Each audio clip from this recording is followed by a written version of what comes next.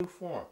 Our culture is African, we don't know it's African. That's a contradiction. And so even with hip hop comes forward from black people. You understand? But every other group gets to embrace it because our culture is inclusive. Theirs is exclusive, meaning whatever we come up with, we say everybody can sample it. We don't want you to be black, but you can sample it. With white people, country music is purely white.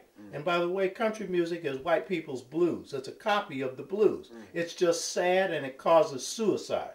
A lot of white people in the country music commit suicide. You know what I mean? Yeah, but you know, huh? It's quite slow.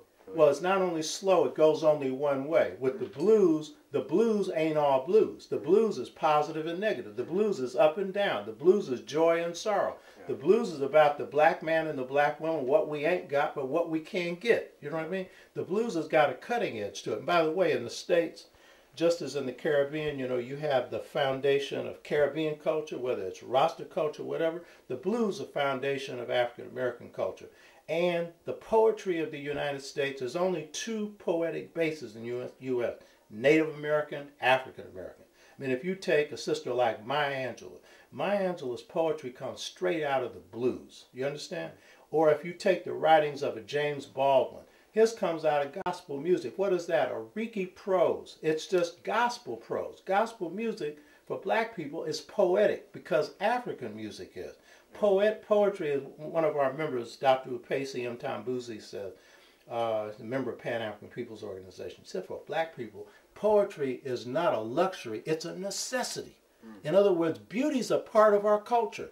That place called the United States is a cesspool. It's ugly in terms of its culture, hateful. Look at that man in the White House. You know what I mean? But what black people do, and I'm not romanticizing us because we have a side that we need to get straight and cleaned up. But the fact is, along with Native Americans, we bring beauty into the picture. So being black and being in the U.S. and being white, they are radically different because we brought into this Western Hemisphere an African culture. And because it was so natural and adaptive and resilient, it took root. And so in the States, here's the proof, and you know this with the hip-hop generation. Asian American, Native American, Latino American, and white American youth, what culture do they take on? Mostly it's ours. And they don't take it on to be us. And some of them don't like us.